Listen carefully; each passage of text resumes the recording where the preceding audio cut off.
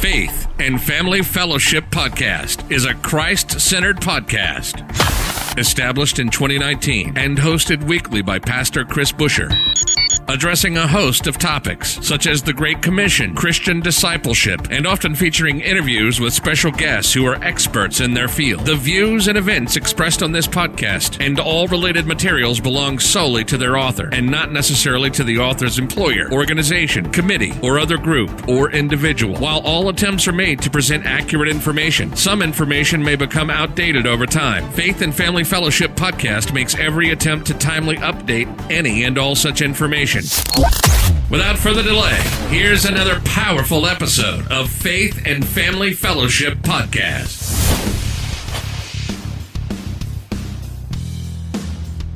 Welcome back to another episode of Faith and Family Fellowship Podcast. Once again, my name is Dallas here. Today, we have another incredible guest joining us all the way from Georgia, Latesha Smith. Thank you for joining us today. How are you?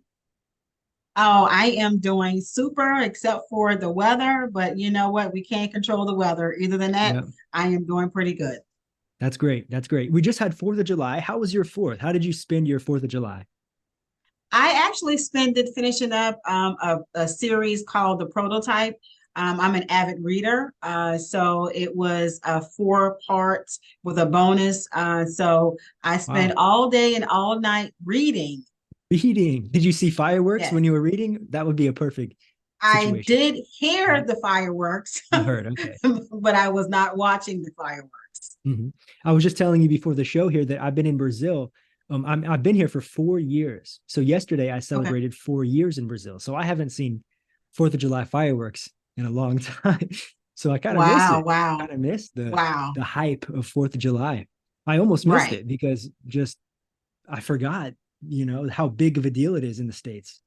And so, well, they say out of sight, out of mind. So that's just probably what your situation is right now. If it's that's not something that you do see or talk about, you're not really thinking about it, good or bad. One went to work, everyone did the normal thing here. So yeah, exactly. Well, thanks again for joining us. I really appreciate it. And we're going to talk about your recently released book called So You Think You Want to Be a Boss. And I think this is amazing. I think we all want to be a boss. But I think that comes into the first part. So you think there's a lot that comes into it. There's a lot behind the scenes. And so we're going to discuss that. And you are the CEO of a company that you have founded. And what is the name of this company? It's Premier Tax and Business Solutions. Okay. And you started this in 2012, and a lot of things have happened since then. You were gaining experience. You were doing a lot of different things. And so we're going to chat about that. But before we do, I just want to give you the opportunity to tell your testimony. How did you meet the Lord, and how did this change your life moving forward? Well, my family I grew up Baptist.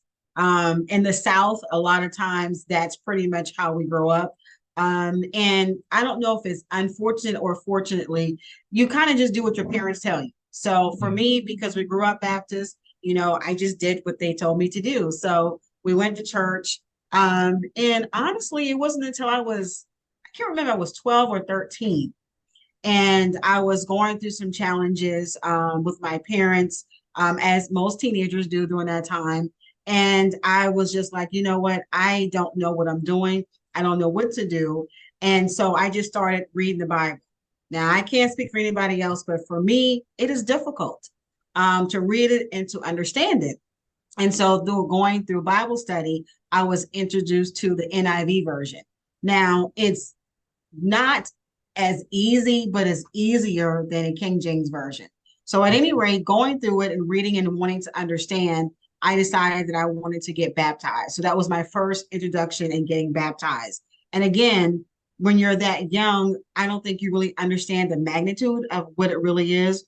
And so when I was going through some challenges again later in life, I decided I wanted to go through the process as an adult. And I was in my early 20s. And that's when I understood, oh, wow. So when you're actually going through the process and actually being dipped into this water and coming out, metaphorically speaking, you're like, okay, what does that mean? But for me, it meant that I was cleansed. Everything that was weighing on me, once I went in and came back up, it was like, it wasn't gone, but it kind of felt like it was gone. Like I had a chance to start over. So I know that's a long story, but that's kind of what my introduction and kind of where I am now. Yep. And how old were you? Did you say in that age? How old were you? The first time I said between 12 and 13, and the second I said my early 20s. So I was probably, if I had to remember, maybe about 26, 27. So again, very different in terms of age, but in different also in experience. Yeah. And then progressing from there, I'm sure a lot has happened since that moment as well. Oh, yes. life comes and life has a way of, one of the things I tell my kids and, anyone I have conversation with, I said, listen, God is going to bring you to him willingly or unwillingly. You choose. But either way, you're going to have a conversation, whether you like it or not. And so, but life is a beautiful thing. It really, really is. It's just all about your perspective, your attitude, your mindset, your relationships, all of that, to me, in my opinion, plays a role in who you are as the whole person.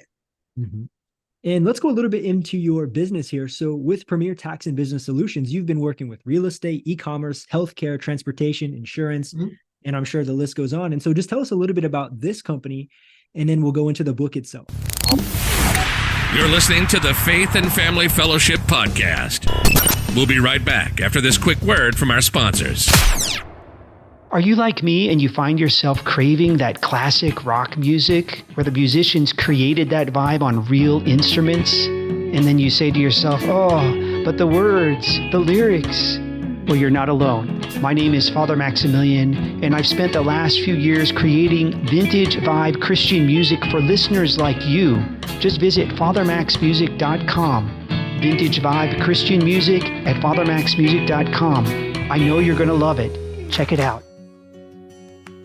Are you looking for a place to share your faith where people will listen? Faithbook was created with the intention of spreading the gospel and igniting a passion in you to fulfill the Great Commission in our digital age.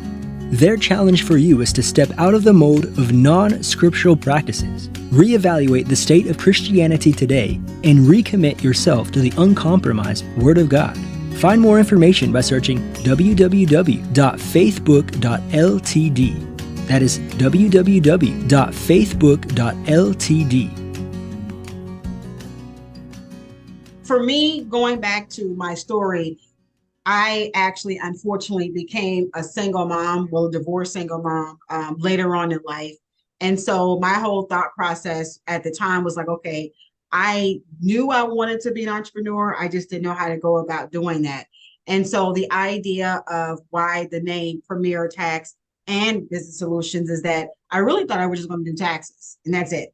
Just do that and be the best mom I could be in the off season. But what I didn't realize in preparing taxes, you meet people who actually already have businesses, and they start asking questions about accounting and payroll and bookkeeping and, being able to save for retirement and things of that nature. And so because I kept getting those questions, I was like, you know what, I'm leaving money on the table. So I might as well go ahead and use the business solution side and do other things so that I can help other clients as well. Wow. It's incredible. And so follow the knowledge that you learned during this business since 2012, and then the book of release. So when did you write this book, and what inspired to take everything you had and put it into a book? I wrote the book this year, so it was less than 6 months. And, it's amazing. Like we talk about the beautiful thing called life.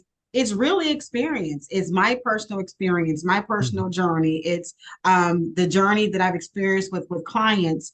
And it was like, again, the same question. I'm not going to say everyone, but a lot of people really, truly want that freedom that comes with owning your own business. And, the whole dream of I'm going to make a lot of money. But most people really don't understand all of the ins and outs of what that actually entails. And so, again, dealing with the clients and the challenges that I was helping them to work through, I was like, you know what? It's time for me to now make a shift and do something different. And so I became a part of this organization called the Gwinnett Women's Chamber. And it was a challenge that we put to ourselves to figure out how can we create passive income that will in turn turn into $1 million. And one of the ladies, she told me, she said, Latesha, You're always ministering to people, talking to people about finances. Why don't you write something about that? And then the light bulb came on, that aha moment is like, duh, I got a write lot to what you give. know. Yeah. Just write what you know. And so that's how the book came about. Wow. I want to talk about this point a little bit about changing and transitioning from being an employee to being a boss. And this is something that all experienced, of course, right? And so let's talk about this. What insight can you give to our audience on this area? Well, the first thing I always tell people, first and foremost, is that if you're transitioning from being an employee to being a boss only because your mind says you want to make a lot of money, then you shouldn't do it. Money should not What's be the motive? the What's the driving heart check force. on that? Wow.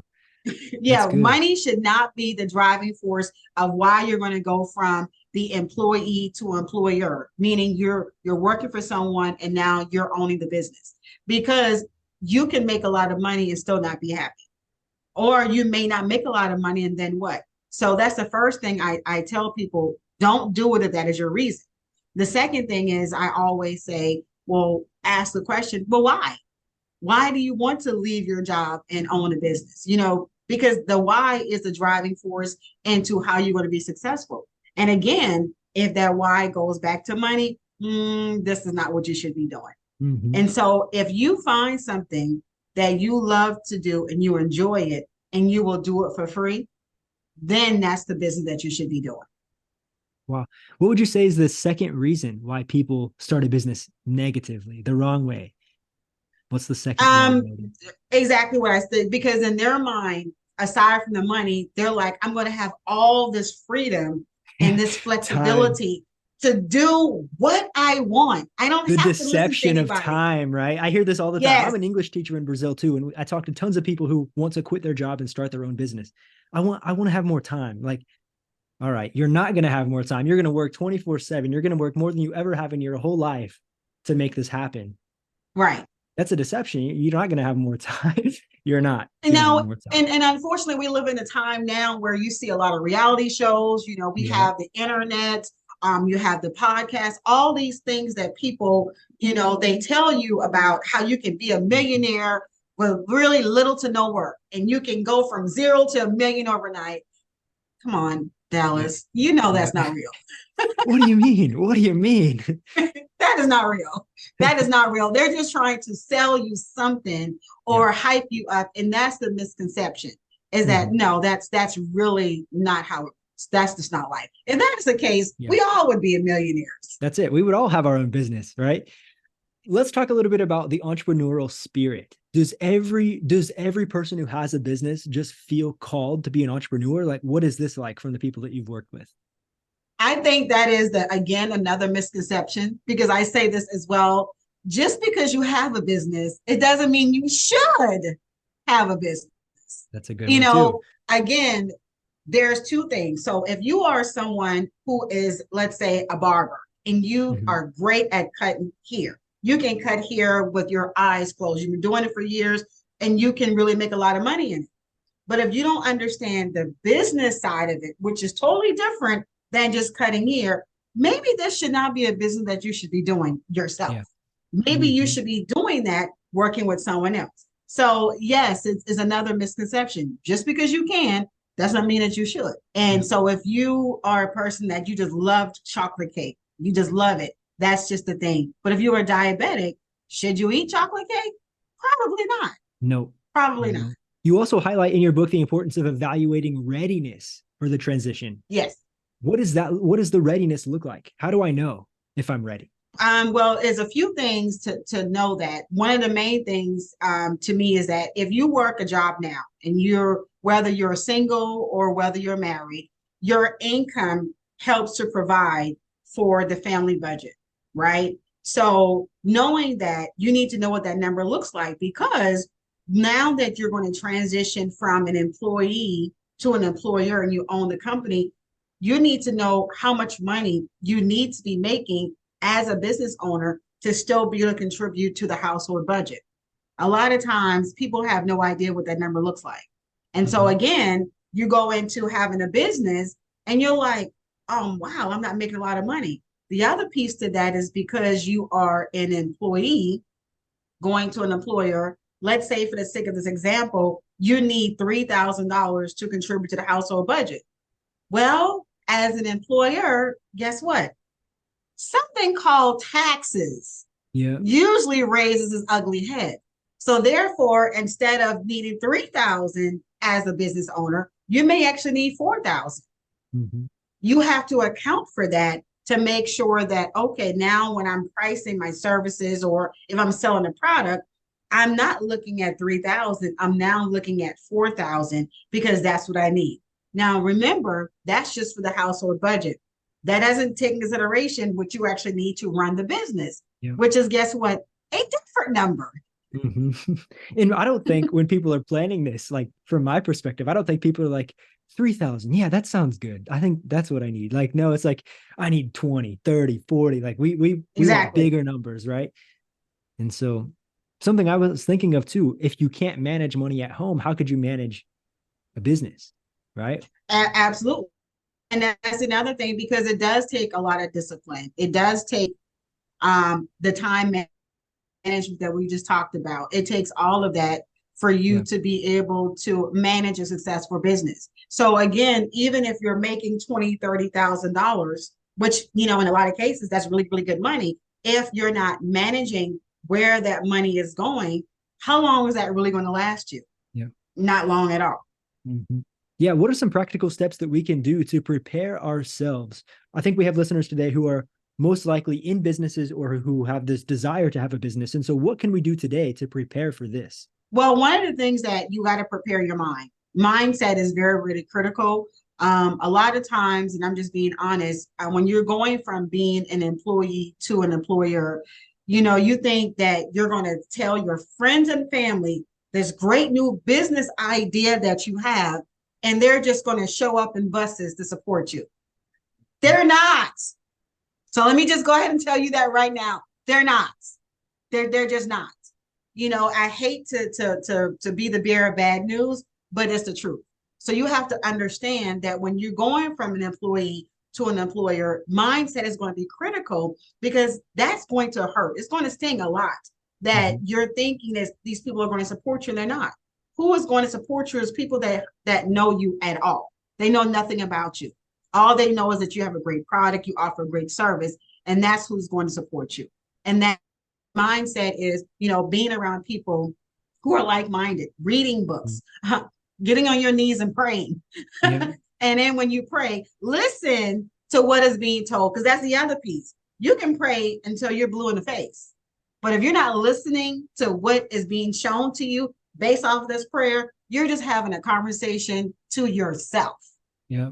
So that's the other thing. And not only that, and I say this too, learn to delegate and outsource. You don't have to know everything. You really don't. And it's okay that you don't. Know what your strengths and your weaknesses are and play to what that is. And whatever you are weak in, learn to outsource and delegate, so that now, even though you personally don't know everything, you have a team of people who know what you don't know. And guess what? Now you know everything. Yeah. That's a good point. Delegating, trusting other people to hold your baby that you value so much. I think that's challenging. Exactly. That's a challenge. Because I know what I'm capable of, but can I trust you to do it? I don't know. But it's my baby. It's my baby. Interesting. Well, I have three kids. You have three kids. I have three kids. And most people who have kids, the first child, that's the very first one, you're washing your hands 100 times a day. Oh yeah. You're using, the most expensive products ever. People, you have to pretty much check anyone that's coming to the house that wants to hold your baby. You're watching them, with a hawk, like making sure. By the time you to the second or third kid, you're like, here you go. Yeah. Whatever. So I get it. I totally get it. Yep. I'm still on my first. He's like 15 months old tomorrow. And so I'm still in that beginning phase of, oh yes, little baby, he's amazing. So I definitely understand. I don't have my own business, but I can understand the correlation with being a parent. So right. Let's talk a little bit about leadership. what is the balance between being a leader, being a delegator, leading a business, all of these different things? I think to be an effective leader, in my opinion, the first thing is you have to first understand if you can lead. It goes back to what I said before, is that just because you're in business does not mean that you should be. And even if you find out later on that you're not a good leader, in order to be successful, you have to actually first be bad at something in order to get good at something. So one of the things I've had to learn in my career is having serious conversations with your employees or even people you're delegating services to, just to understand what their strengths and weaknesses are. You know, a lot of times you post a job description and you're just assuming that whoever's applying, that they really are qualified until they get into the position. You're like, wait a minute, you don't qualify for this, or this is not where you're good at, but you're good at this. And so in order to be an effective leader, you have to have great listening skills. You have to be able to, you know, meet people where they are and be able to make sure that you're putting them in positions in which they can be successful. And that actually takes a lot of time and effort to be able to do that. Mm-hmm. And let's go back to the book a little bit. What is the format of the book? What are you giving us? Are you giving us tips how to be a successful leader? Like, what does the format look like for us? You're getting a little bit of all of that. So what I wanted people to take from this book is, first and foremost, I wanted them to see that I am just a regular person. So I'm transparent in my story. I'm transparent in the struggles that I actually had coming into the business, not only just the business I'm in right now, but all the other businesses that I did before I got here. And so those failures that has led to the success. But I also, because the book is So You Think You Want to Be a Boss, is to get you to think, to figure out, is this something you want to do? So you have exercises in the book that you can write things down to make you think about ideas and things. So by the time you're done with the book, you will have an idea of, wow, this is for me, or no, this is just way too much work, more than I thought it would be. But if you decide that, yes, I want to be a boss, at the end of it, you have somewhat of a blueprint on what your next steps will be to go ahead and start the process. Mm-hmm. And how can this book help somebody who's already a boss and being a better boss? Because there's a journaling aspect of it. I think we get away from that. It will help you to be a better effective boss, because now you go from not knowing clearly what your numbers are or how the business is going to being able to clearly see that. So in other words, if you're journaling, you're not just your feelings or anything like nature like that. If you're journaling, hey, we started this marketing project today, and this is what happened over the next 30 days with this project. Now you understand, was that an effective project? Did that project produce any results? Or is this something you need to do differently next time? Now you're able to write that down to figure out, number one, how am I spending my time? Number two, was me spending my time on this particular project worth it? And number three, if either one of those things is not the case, you're not waiting 6 months, 12 months down the line to make any changes. You can make the change immediately. Mm-hmm. Let's talk about this work-life balance a little bit. You mentioned that just now. It made me think of that. What is this like? I think this is the biggest struggle for me personally right now, is the work-life balance. I work from home. I'm always working, working in the morning, working at the night, answering emails in the middle of the night, just like it's always there. It's always in front of me. And so how do we find this balance as a business leader, as a boss, as an employee? How do we find this place and get better? Well, I can tell you, for me, I feel like it's going to be different for everyone. And the reason why I said is because you mentioned earlier, you have a young child at home. Yeah. So for you, what your son needs now is a lot more than someone who has a teenager.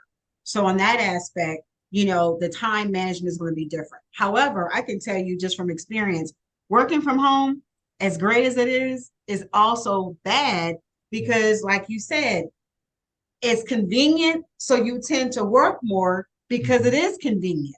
So you work 5 hours, you stop and you go make dinner, then you go back, then you stop and you go and spend some time, with your spouse, and you go back. You can't do that. The best way that I have learned, and it took me years to do this, and I feel like I'm the master of managing my time, is you have to use your calendar and actually schedule things. So if your business, whatever the time frame you decide, my business is going to be from 9 to 5 or 9 to 3, whatever that is, then that's it. From 9 to 3 is when I am going to run my business. Yeah. So that means that in that time frame, at 9 o'clock, I need to be doing this. At 10 o'clock, I need to be doing this. At 11 o'clock, I need to be doing this. And then that way, you're making sure on a consistent basis, you're working in your business and you can take time away. And when I tell you it took me years, it wasn't until COVID that I actually learned that, because I was one of those ones. I have an office at home and I also have an office, a brick and mortar. When I am home, I'm working all day long. Yeah. And it was not good and it's not healthy. Now, when I'm in my office, even if I end up having to work until 4 or 5 o'clock, when I get home, guess what? I am done. Yeah. I'm not answering emails. I'm not taking any phone calls. So much so to where I have more than one phone. So the business phones stay at the office, including the cell phone. But what if there's an emergency? What if there's something urgent? What do you do? A crisis? The crisis, if it's not life or death, it is not a crisis. Okay. So we need to identify what is a crisis, Exactly. If it is not life or death, it is not a crisis. Because for me, I'm like, oh, someone has a question, crisis. Someone's curious, crisis.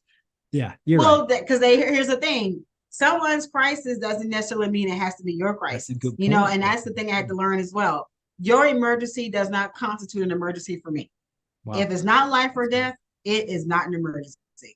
And as a business, I'm not a business owner, so I don't want to misrepresent myself, but I am running a business here in Brazil, an English school. And as I want to be a good professional, I want to be available. I want to be presentable to the clients, to all of these things. And so I feel that pressure, like I got to respond.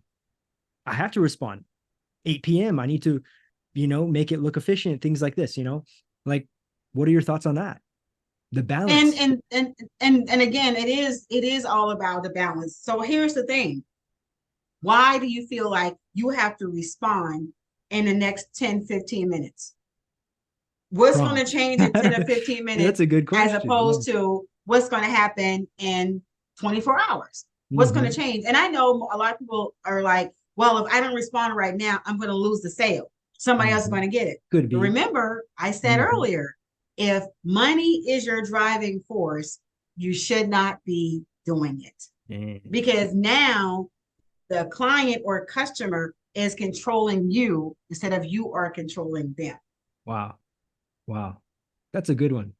It takes me back to the Sabbath. The Sabbath was not made for man, but the man for the Sabbath. Taking that rest. Wow, that's good. Thank you so much. And it is hard. It is hard because we've been conditioned to, I got to hurry up and do this. I got to respond to this immediately. And again, I was guilty of that. But when you look at the grand scheme of things, remember, entrepreneurship is supposed to provide you with this time and this freedom, and the opportunity to be successful in whatever that success looks like, because that's relative to each individual person. Well, if I am glued to my phone, what freedom do I actually really have?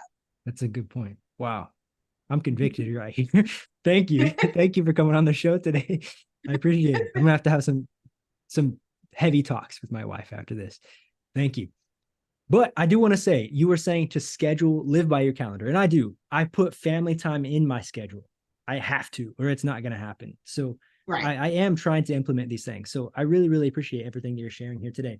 Let's also discuss resilience and perseverance in entrepreneurism, because it's necessary. We need this. Trials happen. COVID closed a lot of businesses. And so tell us about perseverance and resilience. I think in all honesty, I really think, in my opinion, we all are born with it. I just think that life happens and you tend to forget. A lot of times, in my opinion, we take things that really is not as big as it has to be and we magnify it, whether it's because we're looking at something on TV or we're listening to something and we're taking on somebody else's personality or somebody else's way of doing things. And then we second guess ourselves, so going back to what we talked about before, this is where your faith has to be extremely heavy, because you can't, on the one hand, say that you trust that whatever it is that you're doing is going to be successful. But on the other hand, you're worried about it. You just can't do both. It has to be one or the other. And it is a constant juggle for all of us because we're human. So for me, because I do journal a lot, because I do understand the power of therapy, because I do understand the power of prayer, I write things down all the time. I don't start my day without having a checklist of things to do. Now, do I get it all done? Probably not, but it's not the end of the world if I do not. But what I tell people, if you do a little bit every day, just a little bit every day, you will be surprised that over time, you will get there. And that's what perseverance is. If you are just be consistent and do a little bit every day of whatever that looks like, you will get there. And it'll be more successful because you didn't rush it. You took the time to really build it the right way. Yeah. And what about this? I mean, this is something that we maybe don't talk about in business a lot, but what about grace? What about favor of the Lord? How does this balance in with business as a Christian, someone who's building the kingdom and building a business at the same time? Well, again, it goes back to who is the loudest voice in your ear. You're not going to have that if you have the wrong people that's in your ear that's talking to you. Again, it goes back to you, even whether you go to church, whether you go to mass, whatever your faith is, if you don't have a personal one-on-one relationship, a daily relationship, you're not going to understand it. For me, my day starts with my affirmation. It starts with me praying. It starts with me writing in my journal. It starts with me looking at myself in the mirror and telling me all these positive things. Because to me, starting my day that way means that the rest of my day may not be perfect, but I'm not going to be thrown off because I already started with the intent of having a great day, with the intent of having my relationship with God being at the forefront, no matter what happens. And so even when something happens and trying to take me away from that, I recognize it because guess what? I had a relationship and I've already prayed so I can hear. And now I'm able to shift whether I can pause and go take a prayer or just go walk away, go to lunch and come back with a new perspective. Yeah. Great.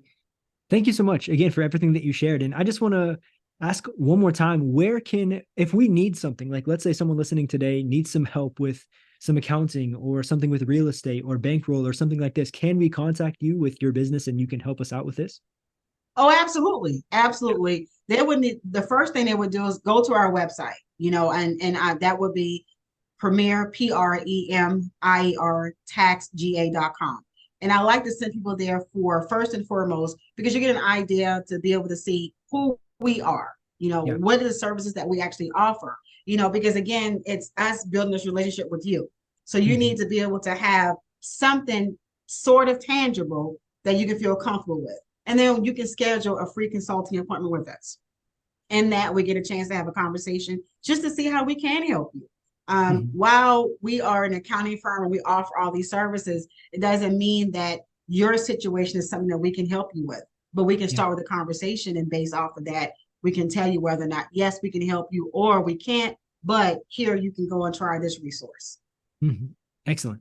And one more time, your book is available on Amazon. Where else can our audience find your book? Do you have a personal website as well? I do. The same website, it's on there as well. And yes, it's also on Amazon. And they can also go to Gumroad.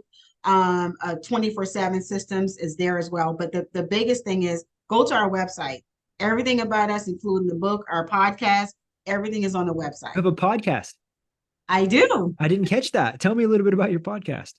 The podcast, we actually have two. One is called The Tax Takedown, and it comes out every Wednesday. And that particular one is talking about everything from taxes, bookkeeping, retirement strategies, things of that nature.